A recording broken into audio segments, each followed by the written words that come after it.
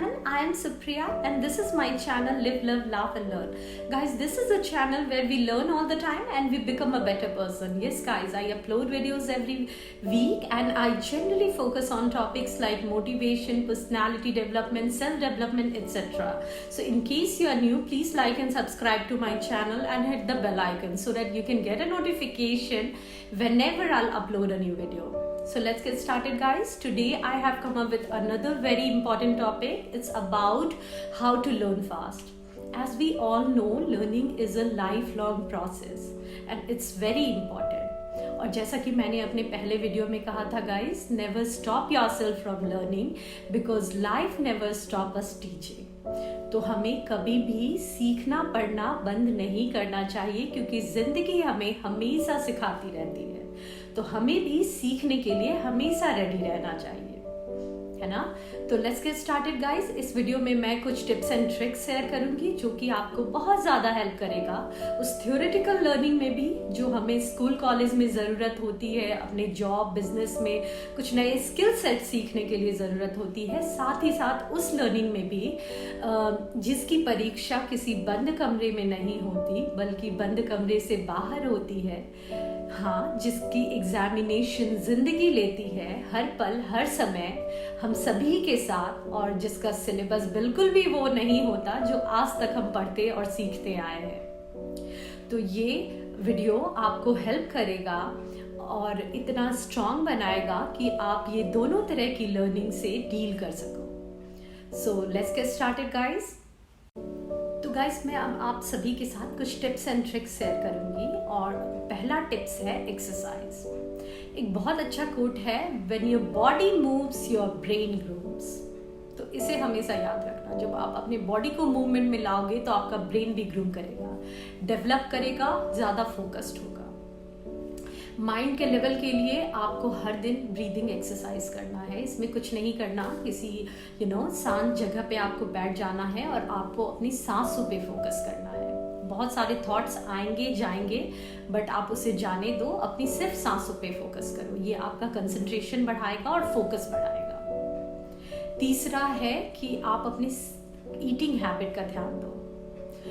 ज़्यादा जंक अगर आप खाते हो, ज़्यादा ऑयली खाते हो, सॉल्ट ज़्यादा या शुगर ज़्यादा डाली हुई चीज़ें खाते हो तो इसे चेंज करो, करेक्ट वे में खाओ। इसका बहुत ज़्यादा असर आपके ब्रेन पे पड़ेगा और बहुत ज़्यादा कंसंट्रेशन बढ़ेगा, क्योंकि जब भी हम जंक खाते हैं या ऐसी चीज़ें खाते हैं तो कहीं ना कहीं हमारे बॉडी में टॉक्सिन्स भर जाते हैं जिस वजह से हम लेज़ी हो जाते हैं और हमारा मूड स्विंग भी होता है बहुत हद तक। तो आप अपने ईटिंग पैटर्न का ध्यान रखो और अगर इसे तुरंत से ठीक नहीं कर सकते क्योंकि इतने दिन की हैबिट बनी हुई है तो खासकर जो इम्पॉर्टेंट डेट्स है, जिस समय आपके एग्जाम्स हैं या कोई सेमिनार है या कोई मीटिंग है, उस समय कुछ दिन पहले से अपने ईटिंग पैटर्न को चेंज कर दो कुछ दिन के लिए। इससे आपके ब्रेन पे बहुत ज़्यादा असर होगा और आप रिलैक्स फील करोगे, काम फील करोगे और फोकस्ड फील करोगे।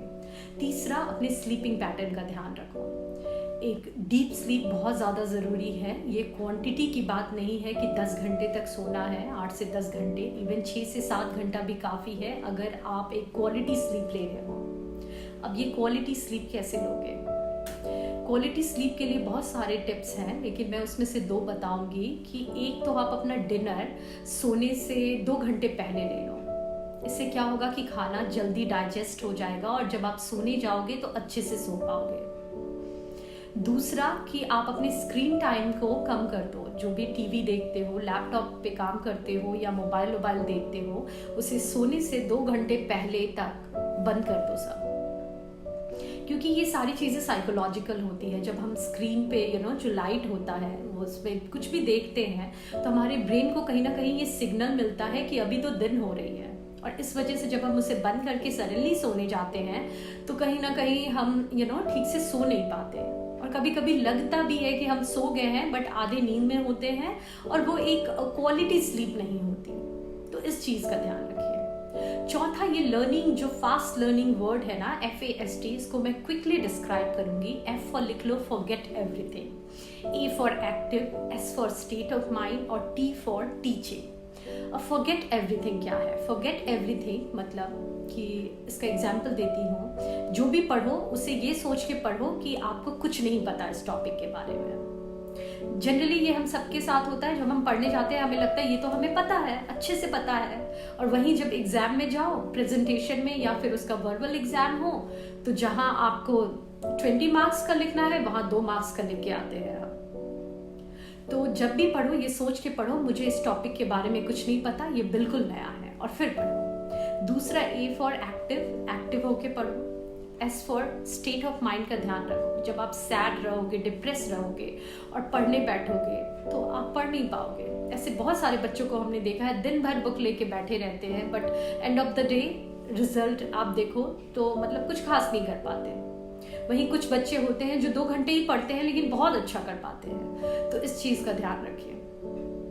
आप अगर हैप्पी स्टेट ऑफ माइंड में पढ़ रहे, क्यूरियस और अगर कुछ जानने के स्टेट ऑफ माइंड में पढ़ रहे हैं तो आप बहुत ज़्यादा लर्न कर पाओगे। टी फॉर टीचिंग, जब भी पढ़ो ये सोच के पढ़ो कि मुझे 10 लोगों को 100 लोगों को पढ़ाना है।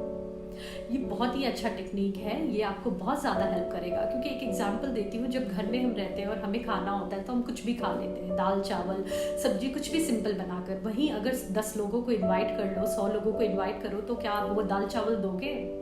स्पेशल तैयारी करोगे, अच्छे से तैयारी करोगे, है ना, सब कुछ बेहतर होगा। या फिर कुछ फेस्टिवल हो तो उसी तरह जब आपको लगेगा मुझे 100 लोगों को पढ़ाना है तो आप अपने आप को अच्छे से प्रिपेयर करोगे, ज़्यादा फोकस से पढ़ोगे, अच्छे से पढ़ोगे, और ये आपको हेल्प करेगा, है ना। तो इस चीज़ का ध्यान रखो। और ये सारी टिप्स एंड ट्रिक्स आजमाने के बाद कभी कभी क्या होता है गाइस कि इसके बाद भी हमारा उतना ज़्यादा फोकस या कंसंट्रेशन नहीं बनता। तो 2 चीज़ें और मैं कहूँगी, आप अपने एम्बियंस का ध्यान दो। जहाँ भी बैठ के आप पढ़ते हो उस जगह पे अगर डल सा रूम है, कर्टेन्स ये सब पुराने हैं, तो आप उस रूम को पेंट करा दो, कर्टेन्स चेंज करके नए कर्टेन्स लगाओ, अपने स्टडी टेबल को अच्छे से डेकोरेट करो, कुछ क्रिएटिव चीज़ें, मोटिवेशनल चीज़ें वहाँ रखो।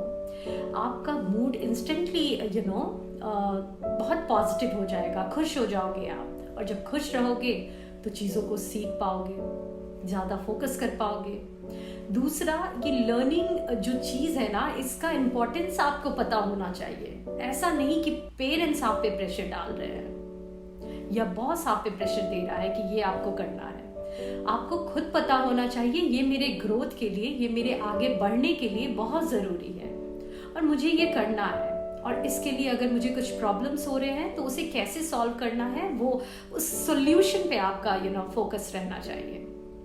क्योंकि कोई कितना भी आपसे करा ले प्रेशर देके, आप उतना आउटकम नहीं दे पाओगे।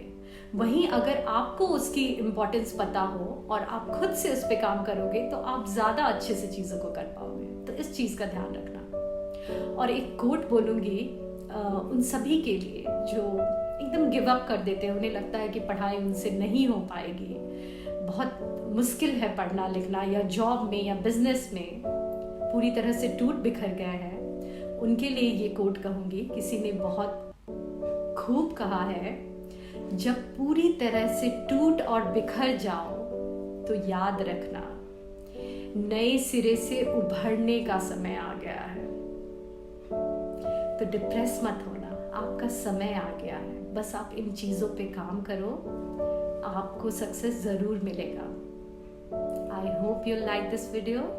If you really like this video, like and subscribe to my channel. See you in next video. Bye bye.